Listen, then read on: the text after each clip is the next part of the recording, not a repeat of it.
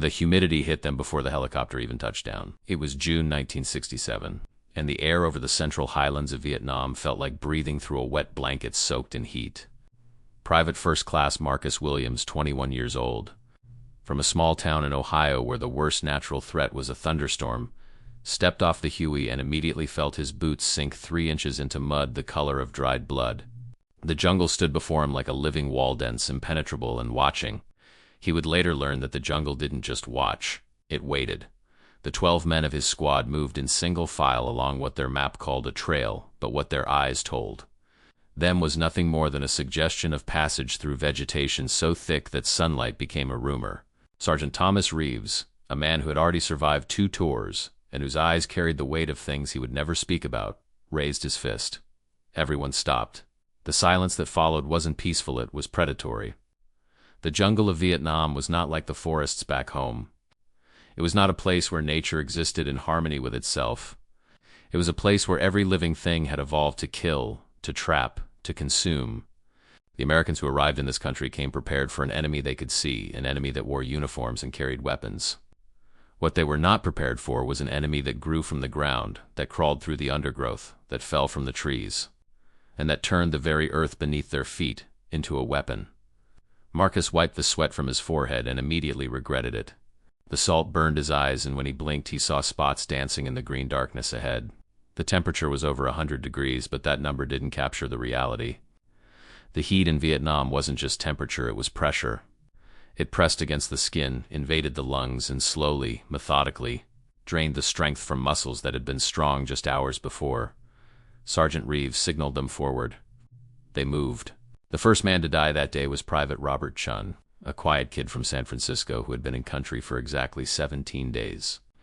He was walking forth in line when the ground simply opened beneath him. There was no warning, no sound, no indication that the earth he was stepping on was anything other than solid. One moment he was there, and the next he was gone, swallowed by a pit that had been covered with bamboo mats and leaves so perfectly camouflaged that not even the trained eyes of men who had learned to distrust every shadow could detect it. The scream that rose from that pit would echo in Marcus's dreams for the rest of his life. They found Chun impaled on punji sticks, sharpened bamboo stakes that had been planted at the bottom of the pit, their tips hardened by fire and coated with substances that Marcus didn't want to identify. Human waste, poison from local plants, the decaying flesh of animals. The Viet Cong had learned that simply killing a man wasn't enough. They needed to create wounds that would fester, infections that would spread, deaths that would be slow and agonizing and would require other soldiers to carry their wounded comrades, slowing entire units down and breaking their morale, one screaming casualty at a time. Chun was still alive when they pulled him out. He would die 3 days later in a field hospital, his blood poisoned by infections that no antibiotic could stop. But the punji pit was only the beginning. The jungle of Vietnam had been at war long before the Americans arrived. For thousands of years, this land had been shaping itself into a killing ground. The French had learned this lesson decades earlier, losing entire battalions to terrain that seemed designed by a malevolent intelligence. The Japanese had learned it during their brief occupation, and now the Americans were learning it, one death at a time. The vegetation itself was hostile. There were plants whose leaves could slice through skin like razors, leaving cuts that seemed minor but that would become infected within hours in the humid air. There were vines that wrapped around ankles and wrists, holding men in place while insects descended upon them in clouds so thick they could suffocate. There were thorns that carried bacteria directly into the bloodstream, causing fevers that could kill within days. And then there were the animals. Marcus had been told about the snakes before he deployed. The briefings had mentioned them almost casually, as if they were a minor inconvenience rather than one of the most lethal collections of serpents anywhere on Earth. Vietnam was home to the king cobra, which could grow to 18 feet in length and deliver enough venom to kill an elephant. It was home to the kite, whose bite was often painless but whose venom could paralyze the respiratory system within hours. It was home to the green pit viper, which hung from branches at head height, perfectly camouflaged, striking at faces and necks with accuracy that seemed almost supernatural. The Viet Cong had learned to use these creatures as weapons. They would capture snakes and place them in tunnels in abandoned buildings, in the hollow spaces beneath raised floors where American soldiers might take shelter. They would dig pits and fill them not with stakes but with dozens of venomous serpents. turning a fall that might otherwise result in bruises into a death sentence delivered by 100 fangs. But the snakes, as terrifying as they were, could at least be seen. They could be heard sometimes in the rustle of leaves or the hiss of warning. There were creatures in Vietnam that gave no warning at all. The centipedes grew to lengths that seemed impossible at inches, 10 inches. Some claimed to have seen specimens nearly a foot long.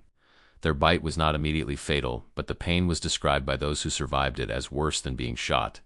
The venom caused necrosis, the tissue around the bite dying and rotting while the victim remained conscious, watching their own flesh decay.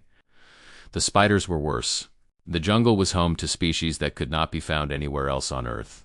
Creatures that had evolved in isolation for millions of years, developing venoms for which there was no antidote and no treatment. Men bitten by these spiders sometimes survived, but they were never the same.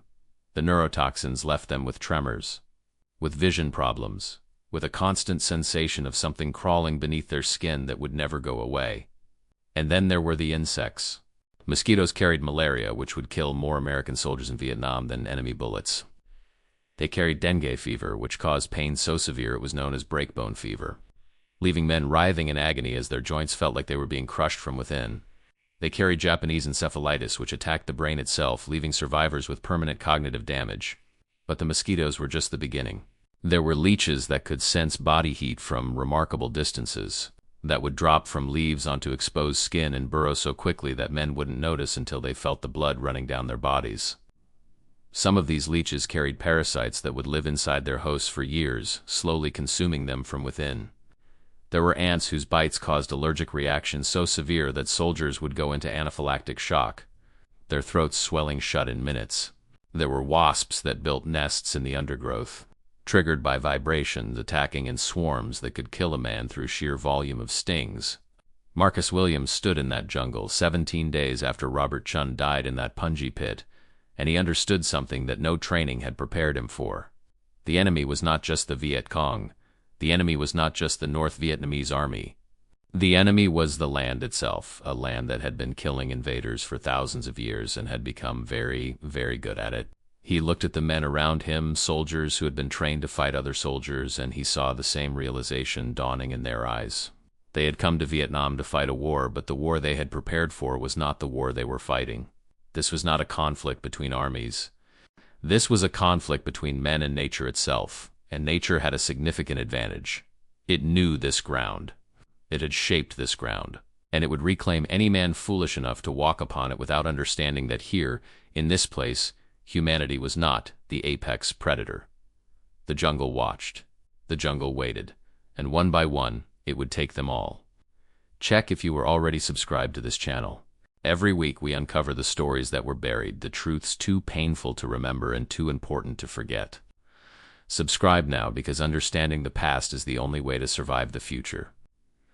3 months into his tour, Marcus Williams had learned to read the ground the way a sailor learns to read the sea. Every depression, every slight discoloration, every place where the vegetation grew differently, these were warnings written in a language that had to be learned through experience, and experience in Vietnam often meant watching other men die. The tunnels were perhaps the most terrifying feature of the landscape.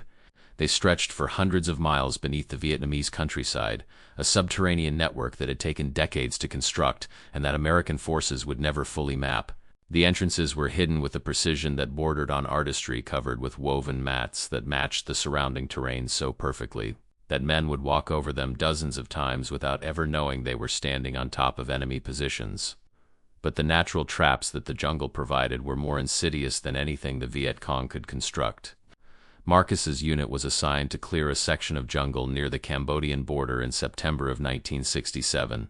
The monsoon season had begun, and the rain fell with an intensity that seemed designed to erase the distinction between land and water. The trails, such as they were, became rivers of mud that could swallow a man to his waist. The streams that had been fordable just weeks before transformed into raging torrents that carried away anything or anyone who lost their footing. Private James Morrison, a farm boy from Nebraska who had grown up around water and thought he understood its dangers, was the first casualty of that patrol. He was attempting to cross a stream that appeared to be no more than 3 feet deep when the current took him. They found his body 2 miles downstream, caught in the roots of a banyan tree, his equipment having dragged him under and held him there while the water filled his lungs. The rain made everything worse. It obscured vision, drowned out sound, and turned the ground into a trap that seemed to actively resist movement. The mud in Vietnam was not like mud anywhere else. It had a consistency that was almost organic, clinging to boots and legs with a grip that required genuine effort to break. Men who fell into it sometimes found themselves unable to rise, their movements only causing them to sink deeper. Their cries for help lost in the endless drumming of the rain. Corporal David Martinez had served 2 tours and was considered one of the most experienced men in the unit. He had survived firefights, ambushes, and a helicopter crash that had killed everyone else on board. He had walked through minefields and emerged unscathed. He'd been bitten by a snake and lived to tell about it. The mud took him without warning. They were moving through a rice paddy that had been flooded by the monsoon. The water was waist-deep, and beneath it the ground was invisible. Martinez was walking point, probing ahead with a long stick when the bottom simply gave way beneath him. One moment he was there, chest-deep in water, and the next moment he was gone. Pulled down into mud that had the consistency of quicksand, but with a suction force that no amount of strength could overcome. The men around him grabbed for his hands, his equipment, anything they could reach. They formed a human chain and pulled with everything they had. But the mud held its grip, and slowly, inch by inch, Martinez sank deeper. The water rose to his chin, to his mouth, to his nose. The last thing anyone saw was his hand, reaching up toward a sky that was hidden behind gray sheets of rain, fingers grasping at nothing. They never recovered his body. The natural quicksand pits of Vietnam were geological anomalies. Places where underground water flows had liquefied the soil into traps that could hold whatever fell into them with hydraulic force. The Viet Cong knew where these pits were located. They had been mapping them for generations, and they would sometimes drive their enemies toward them, herding American patrols into terrain where the ground itself would do their killing for them. But even in places where the ground was solid, the jungle found ways to kill. The trees were weapons. Bamboo, which could grow several feet in a single day, was used to construct traps so ingenious that American engineers would later study them with a mixture of horror and admiration. Branches were bent back under tension and connected to tripwires, releasing when triggered and driving sharpened stakes into anyone who set them off. These whip traps could pierce body armor, could take off limbs, could kill so quickly that the victim never had time to scream. The bamboo itself was dangerous even without being modified into weapons. Its edges were sharp enough to cut through cloth and skin with equal ease. Men who pushed through bamboo thickets would emerge on the other side covered in cuts so numerous they looked like they had been attacked by a swarm of razors. In the humid air, these cuts became infected within hours, and infections in Vietnam killed with a persistence that seemed almost personal. There were trees that dropped branches without warning, and those branches were often home to fire ant colonies that would swarm across any warm body they encountered. There were vines that looked sturdy enough to support weight, but that would snap at the worst possible moment, sending men tumbling into ravines or onto rocks or into the waiting embrace of whatever horror waited below. And there were plants that killed through subtler means. The wild fruits of the Vietnamese jungle were, for the most part, deadly. Soldiers who were hungry enough to eat them in the chaos of extended patrols. Hunger was a constant companion, would find themselves racked by cramps, by vomiting, by diarrhea so severe it led to fatal dehydration. Some plants caused hallucinations, sending men into states of psychosis where they would attack their own squad mates or wander off into the jungle, never to be seen again. The water was worse. Every stream, every pool, every puddle was a potential death trap. Beyond the obvious dangers of parasites and bacteria, there were chemical hazards. The defoliant sprayed by American Forces Agent Orange and its variants had contaminated the water supply in ways that would not become fully apparent for years. Men who drank from streams in sprayed areas would develop symptoms that mimicked poisoning: numbness, weakness, disorientation. Some would die within weeks. Others would carry the poison in their bodies for the rest of their lives, which would often be shorter than expected. Marcus Williams watched his unit shrink. They had started with 12 men. By November, they were down to 6. Only 2 of those losses had been to enemy action, 1 killed in an ambush, 1 wounded by a sniper and evacuated. The rest had been taken by the land itself. Private Chun, impaled in the Punji pit. Private Morrison, drowned in the stream. Corporal Martinez, swallowed by the mud. Private First Class Jonathan Hayes, bitten by a kite while sleeping and dead before dawn. Private William Okonkwo, killed by a falling branch that fractured his skull. 6 men, 4 months, and the jungle showed no signs of releasing its grip. What made these deaths so psychologically devastating was their randomness. In combat, there was at least the illusion of control. You could shoot back, you could take cover, you could fight. But against the jungle, there was no fighting. You could walk the same trail a dozen times without incident, and on the 13th time, the ground would open beneath you, or a snake would drop from a branch, or an infection would set into a cut you didn't even remember getting. The fear became constant, omnipresent, inescapable. It was not the sharp fear of combat which came and went with the rhythm of firefights. It was a slow, grinding fear that never abated, that wore away at sanity the way water wore away at stone. Men became paranoid, jumping at every sound, refusing to eat, refusing to drink, refusing to sleep because sleep meant vulnerability, meant letting your guard down in a place where letting your guard down meant death. The jungle didn't just kill bodies, it killed minds. And for many men, the mental death came first. By December of 1967, Marcus Williams had stopped counting the days. Time in Vietnam had a different texture. It stretched and compressed in ways that defied normal measurement. A firefight that lasted 10 minutes could feel like hours. A week of patrol could blur into a single endless moment of heat, fear, and the constant rustle of vegetation that might or might not conceal something lethal. The diseases were claiming more men than the enemy now. Malaria came first for most soldiers. The symptoms began subtly: a headache, a slight fever, a feeling of fatigue that seemed reasonable given the conditions. But within days, the disease would reveal its true nature. Fevers that spiked to dangerous levels, chills so violent they could crack teeth, and a weakness that left grown men unable to lift their own heads from their pillows.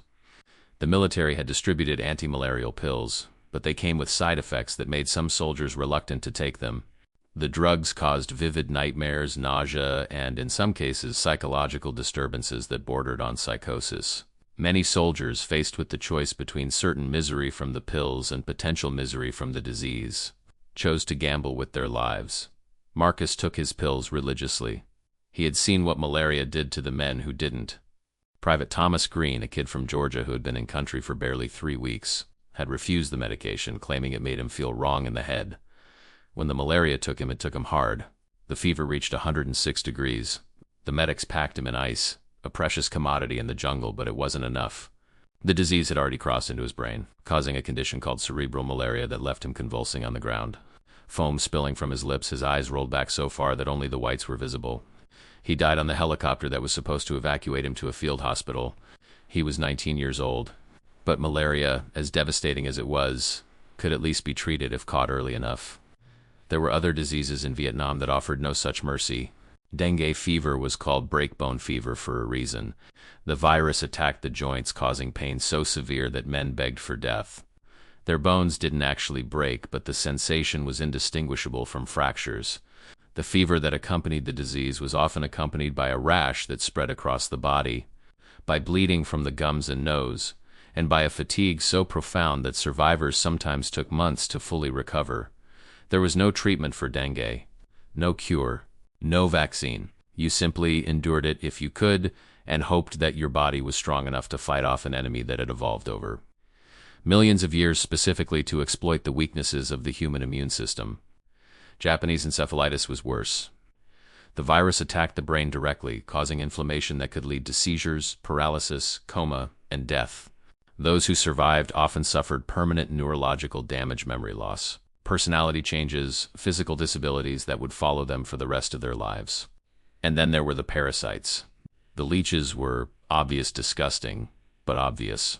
You could see them on your skin, feel them drinking your blood, remove them before they did too much damage.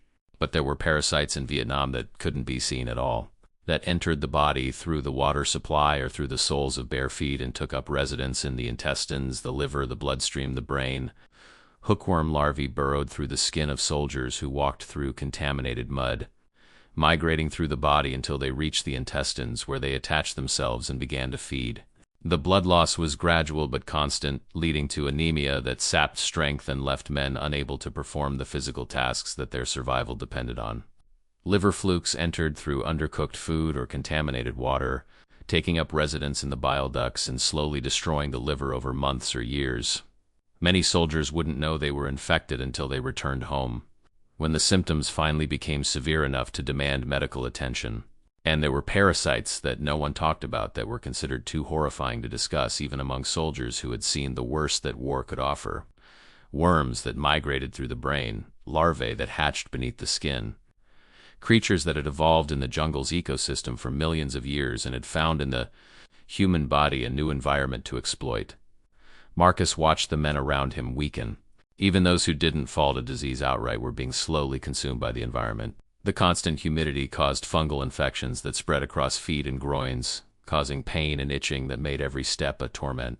The heat drained electrolytes faster than they could be replaced, leading to cramps and confusion. The stress weakened immune systems, making every minor illness a potential gateway to something far more serious. By the end of December, Marcus had been in country for 7 months. He had arrived weighing 180 pounds, a healthy young man in the prime of his life. He now weighed 142. His ribs were visible beneath his skin. His cheeks were hollow. His eyes, when he caught his reflection in the still water of a rice paddy, looked like they belonged to someone much older than 21. He was standing watch one night, staring into the darkness of the jungle, when the realization hit him with the force of a physical blow.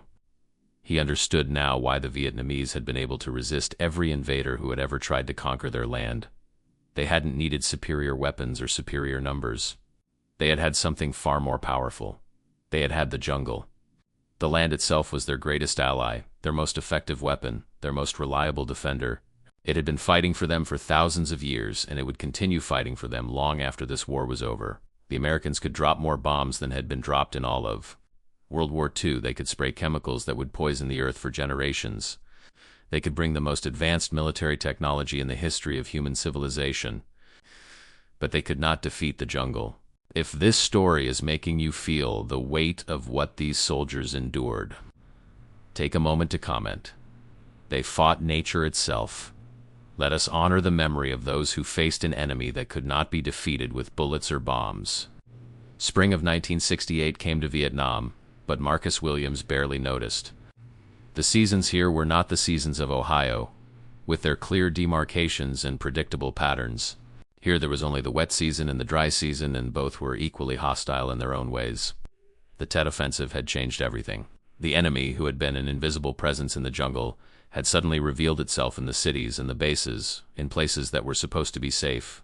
Quote, the war had entered a new phase, one of heightened intensity and heightened desperation. But for Marcus, the greatest battle was still against the land itself. His unit had been assigned to a new sector, a stretch of jungle near the Mekong Delta that was considered one of the most dangerous environments in all of Vietnam. The delta was a labyrinth of waterways, swamps, and islands where the distinction between land and water was meaningless. The ground was perpetually saturated, never solid, always threatening to give way beneath the weight of a fully equipped soldier. The mangroves were a world unto themselves.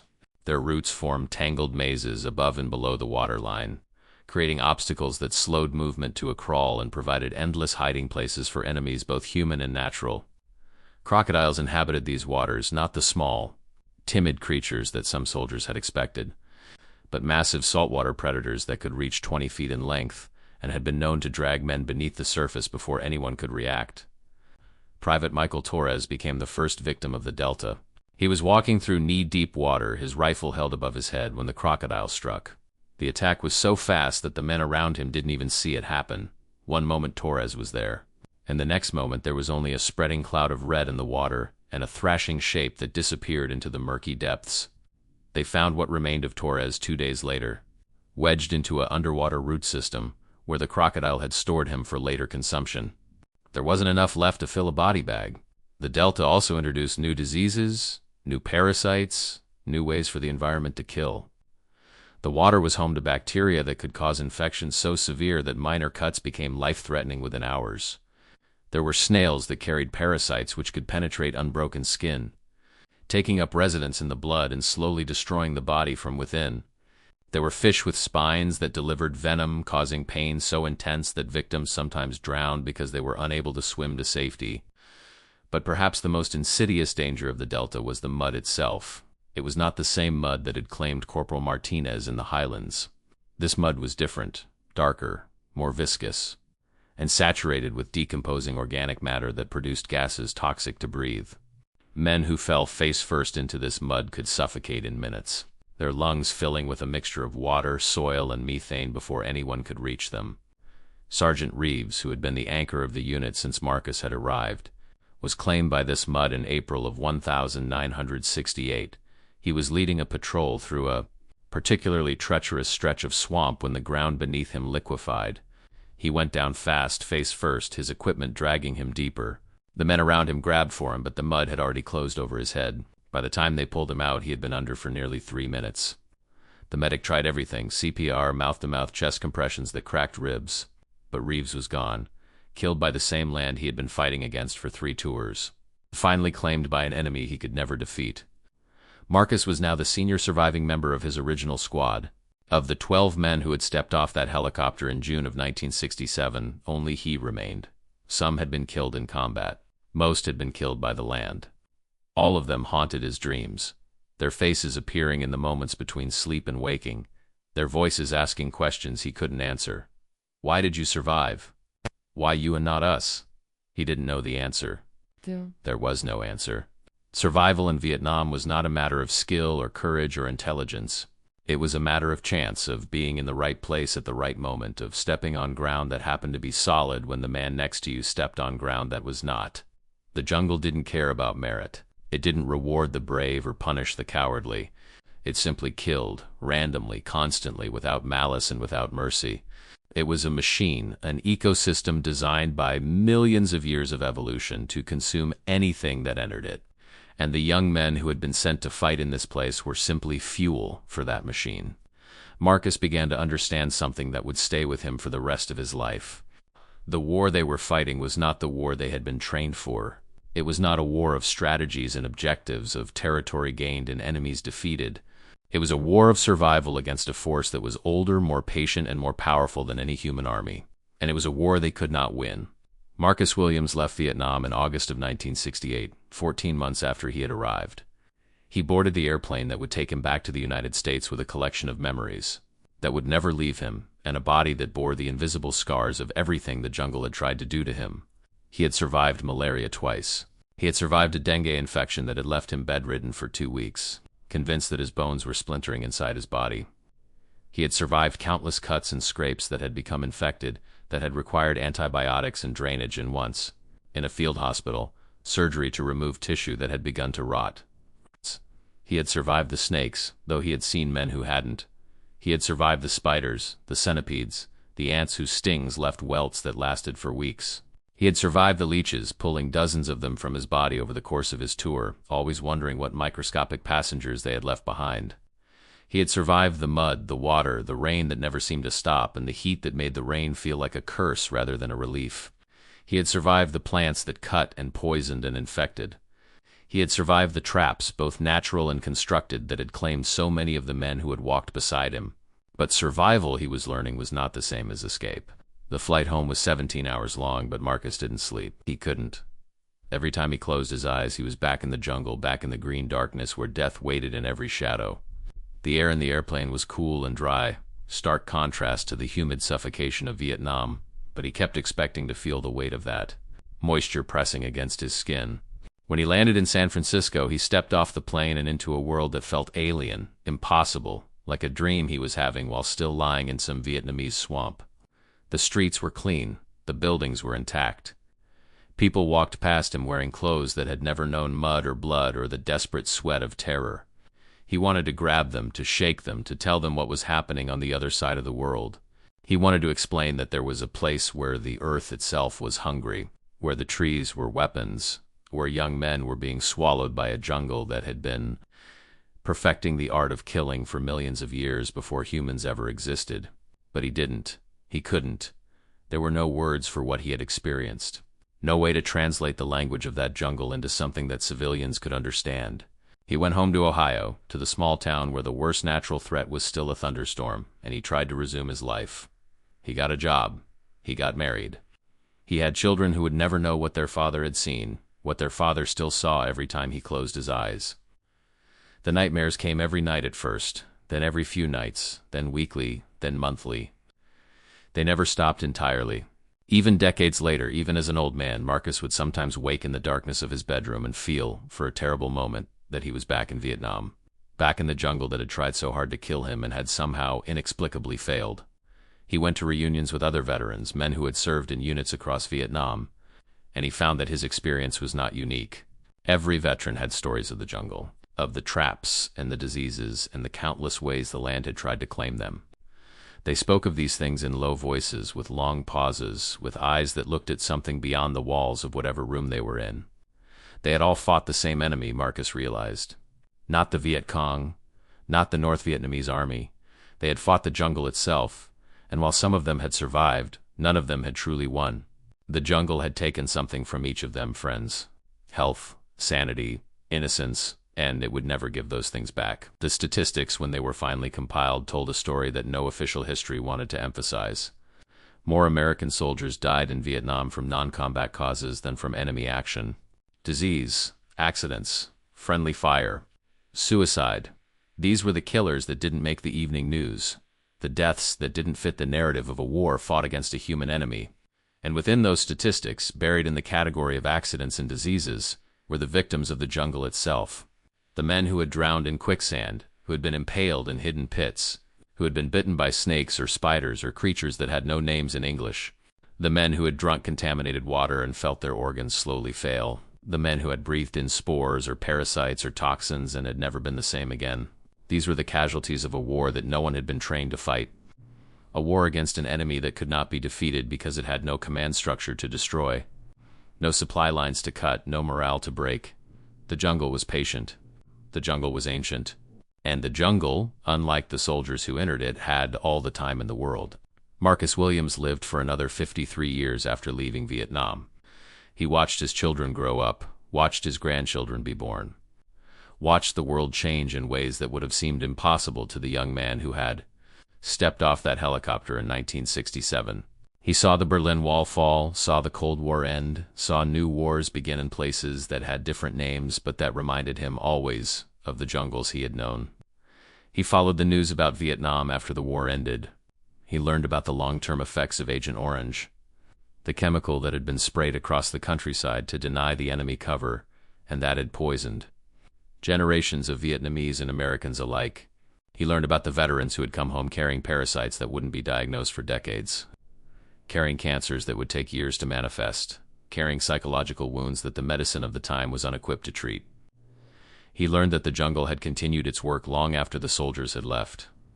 The natural traps remained, the quicksand pits, the venomous creatures, the plants that cut and poisoned and infected. Vietnamese farmers and children still died in them, still fell victim to the same forces that had claimed American soldiers during the war. The land did not distinguish between nationalities. It simply killed whoever was unfortunate enough to fall into its grasp. But Marcus also learned something else, something that gave him a strange kind of peace as the years passed and his memories slowly transformed from wounds into scars. He learned that the jungle was not evil. It had never been evil. It had simply been what it was, an ecosystem, a collection of organisms that had evolved over millions of years to survive and reproduce in a specific environment. The snakes were not cruel. They were simply defending themselves against creatures they perceived as threats. The diseases were not malicious. They were simply organisms following their biological programming. The mud that had swallowed men was not hungry. It was simply mud, responding to the laws of physics in ways that mud had always responded. The jungle had never been the enemy. The jungle had simply been the jungle. It was humans who had chosen to enter it. Humans who had chosen to fight a war in one of the most hostile environments on Earth. Humans who had sent young men into a place they did not understand and had expected them to survive. The true enemy, Marcus came to believe, was ignorance. It was the failure of planners and politicians to understand that Vietnam was not a map, not a set of strategic objectives, not a problem to be solved with firepower and determination. Vietnam was a living thing, a complex system that had been shaping itself for millennia, and that would not be conquered by young men with guns, no matter how brave or well-equipped they might be. He began speaking at schools and community centers, telling his story to audiences who had no memory of the war, who knew Vietnam only as a name in history books. He told them about the jungle, about the traps and the diseases and the slow horror of watching men die in ways that combat training had never prepared them for. He told them because he believed that remembering was the only way to honor the dead, and because he hoped that remembering might prevent future generations from making the same mistakes. The natural traps of Vietnam did not discriminate. They did not care about ideology or politics or the righteousness of any cause. They cared only about the simple, brutal mathematics of survival, and in that equation, the young men who had been sent to fight in that jungle had been placed at a disadvantage they could never overcome. Marcus died in his sleep in 2021 at the age of 75. His children found him in his bed, peaceful, his face relaxed in a way it had never quite been during his waking hours. On his nightstand was a photograph of his original Squad 12 young men standing in front of a helicopter. All of them smiling, none of them knowing that most of them would never come home. He had carried that photograph for 53 years. He had looked at it every night before going to sleep, silently reciting the names of the men who hadn't survived, keeping their memories alive in the only way he knew how. The jungle had tried to kill him. It had failed. But it had taken something from him that he had never been able to reclaim: a piece of his innocence, a portion of his trust in the world, a belief that human beings could control their environment if they just tried hard enough. In the end, the jungle had taught him the oldest lesson of all, that nature is not something to be conquered, only something to be survived. And even survival comes at a cost that most people can never understand. The young men who walked into the Vietnamese jungle walked into a testing ground that had been preparing for them for millions of years. Some of them passed that test, most of them did not. And the ones who passed, the ones who made it home with their bodies and minds mostly intact, carried the weight of that experience for the rest of their lives. They were the survivors of the natural traps of Vietnam. But surviving, as Marcus Williams knew better than anyone, was never the same as escaping. If you watched this far, it's because this story touched something real inside you. Leave a comment saying, "I watched this far," so I can get to know you and know who really appreciates the stories that are told on this channel. If this video moved you, hit the like button and share it with someone who needs to hear this story. These are the testimonies that the world tried to forget. But together, we keep their memory alive. And if you haven't subscribed yet, do it now. Every week we bring you stories of courage, sacrifice, and the human spirit facing the impossible. Subscribe, turn on notifications, and be part of this community that refuses to let history be erased.